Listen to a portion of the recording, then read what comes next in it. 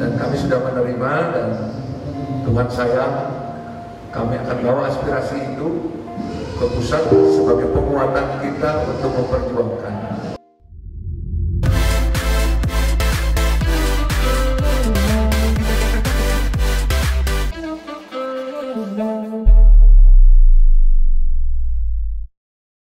Ketua Komisi 1 DPD RI dan rombongan yang saya hormati, Ketua DPRD Provinsi Papua Barat yang saya hormati, yang mulia Ketua MRP Papua Barat yang saya hormati, Bapak Rektor Unipa Manokwari yang saya hormati, Pangdam 18 yang saya hormati, Bupati Manokwari yang saya hormati, pimpinan organisasi perangkat daerah Kabupaten Manokwari yang saya hormati, Ketua FKUB Papua Barat yang saya hormati, Ketua Dewan Adat, baik sebagai tokoh agama, tokoh masyarakat, tokoh pemuda, tokoh perempuan, dan undangan sekalian berbahagia. Manokwari ya, sebagai ibu kota Provinsi Papua Barat, tapi juga sebagai kota peradaban, ya, di mana kita ketahui bersama bahwa ya, Injil pertama ya, dibawa atau diberitakan oleh hamba Tuhan Otto dan Geisler ya, menggunakan kapal Sultan Ternate dan berlayar dari Ternate menuju ke Mansina Manokwari tepat November 1855. Ya, kapal ini berlabuh dan hamba Tuhan Otto dan Geisler dengan doa sulung bagi kita di tanah Papua. Dengan nama Tuhan kami menginjak tanah ini. Tanah ini sudah diberkati. Umat di atas tanah Papua, termasuk yang bicara, kita semua sudah diberkati oleh Tuhan. Yang Papua Barat ada 12 kabupaten dan 1 kota. Kemudian ada 218 kecamatan atau distrik dan 1.742 kampung atau desa dan 95 kelurahan, di mana umat atau masyarakat ya, bermukim dan tinggal. Ya, penduduk kita ya, jumlah penduduk kita, data kita sampai di 2020 yaitu 1.154.070 jiwa ya, penduduk Papua Barat yang tinggal dan bermukim dan menyebar, baik ada di kota-kota, di pinggiran kota, di pegunungan-pegunungan, di lembah-lembah, di khususnya. Baik itu kita bangun pendidikan, bangun kesehatan, bangun infrastruktur, bangun ekonomi kerakyatan, dan ini sedang kita bangun, dan terutama juga infrastruktur untuk menjangkau daerah-daerah yang tersulit, daerah-daerah terpencil, sehingga kota yang kita mekarkan di Papua Barat. Dan agenda ini sudah pernah ya, ketika DPR RI dan zaman Bapak SBY menjadi presiden, ya, DPR RI periode 2014 ya, 14-19 ya. 2014-19 tinggal 2 hari lagi masa jabatan DPR RI akan berakhir. Agenda ini sudah di bawah, sudah ada di DPR RI dan rapat paripurna untuk penetapan. Ya, dia bisa periode pertama habis, kedua habis, diperpanjang, keluar lagi kepres untuk seumur hidup. Kenapa Papua tidak bisa gitu? Ya, ini masukan kan, ini apa yang mereka sampaikan. Kedua tadi ya, kita sedang mengawal otsus ini belum selesai. Undang-undang sudah selesai, PP-nya juga sudah selesai. Sekarang Perdasus ini kita belum tahu. Jangan sampai pejabat dari pusat yang turun menjadi karakter, dia tidak tahu karakteristik daerah dan tidak berangkat dari otsus. Dengan demikian dia akan berjalan di atas aturan.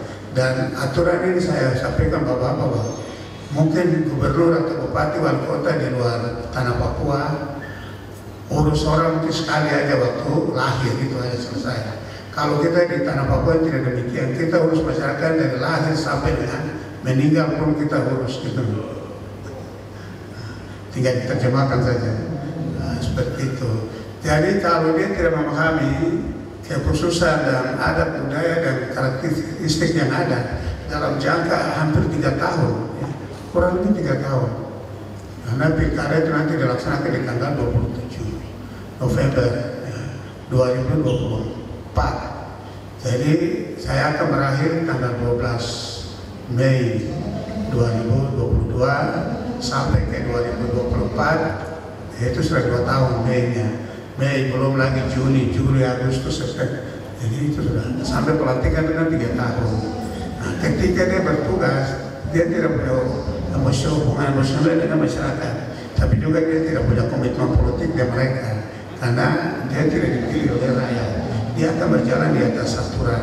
Sementara situasi kondisi Papua kita tahu bersama yang harus kita jaga, kita pelihara untuk demi tegaknya NKRI di tanah ini tugas tanggung jawab itu kita menjaga itu. Jadi hubungan komunikasi kita selama ini sudah baik dengan rakyat, ini harus kita jaga, dan memang orang harus memahami ya kondisi karakteristik daerah masing-masing ini harus menjadi perhatian pemerintah pusat dengan dukungan DPD RI hari ini, masuk beberapa DPD RI yang juga putusan perwakilan daerah juga mendapatkan dukungan. Jadi saya bicara dalam kapasitas hari ini sebagai gubernur, tapi saya juga kepala suku Desa Hafat, dan wilayah adat tadi ada di Manokwari. Komite 1 DPD RI nanti akan saya perkenalkan. Terkait dengan upaya kita dalam rangka melakukan inventarisasi penataan daerah Papua pasca revisi Undang-Undang Otsus Papua, khususnya di Papua Barat. Termasuk juga di dalamnya bagaimana menampung usulan-usulan yang terkait dengan pemekaran daerah. Pak Gubernur dan hadirin sekalian, tadi dalam perjalanan kemari saya dikasih informasi oleh sahabat saya, Pak Philip. Beliau katakan, Pak Nono, ini pembongkaran ini adalah sebagai bagian dari perluasan atau perpanjangan bandara yang ada sekarang ini. Jadi Pak Habib, ini beliau ini dari Kalimantan Timur, daya muatnya juga lebih banyak, bisa tidak hanya mengangkut manusia tapi juga logistik. Nah, sehingga ekonomi sini bisa bertumbuh. Jadi paling tidak ini sedang berproses, Pak Habib. Ya. Juga tadi kami pada waktu turun di bandara menerima saudara dari masyarakat ya suku Alfak juga menyampaikan aspirasi, dan kami sudah menerima, dan Tuhan sayang kami akan bawa aspirasi itu ke pusat sebagai penguatan kita untuk memperjuangkan. Karena bagaimanapun juga apa yang disampaikan Pak Gubernur tadi memang bagian dari pertimbangan yang harus kita cermati. Ya, tidak bisa manajemen pemerintahan dilakukan di Indonesia ini linear, tidak bisa. Harus asimetris. Ada daerah-daerah, ada tempat-tempat wilayah tertentu yang memiliki kekhasan masing-masing dan persoalan yang harus dicermati. Dan kearifan lokal ini juga menjadi pertimbangan kita, dan kebetulan juga ada yang terdepan, misalnya Yogyakarta. Ini juga sudah lebih terdepan, sudah ada keputusan bahkan bahwa nanti dalam menuju ke 2024 di Yogyakarta sebagai daerah istimewa tidak ada PLT, kira-kira begitu. Nah, di sini juga aspirasi itu berkembang, dan saya kira ini menjadi catatan bagi kita untuk Papua Barat dengan otonomi khusus termasuk Aceh. Nah, menjadi sekarang berkembang juga di DKI Jakarta. Ya, pernyataan Wakil Gubernur kemarin dan Gubernur juga arahnya ke sana. Dan ini semua menjadi bagian dari yang kami di DPD RI akan pertimbangkan.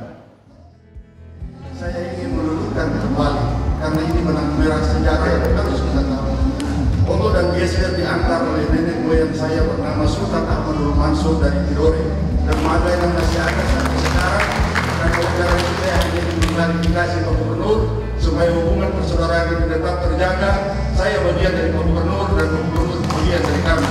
Terima kasih. Salam.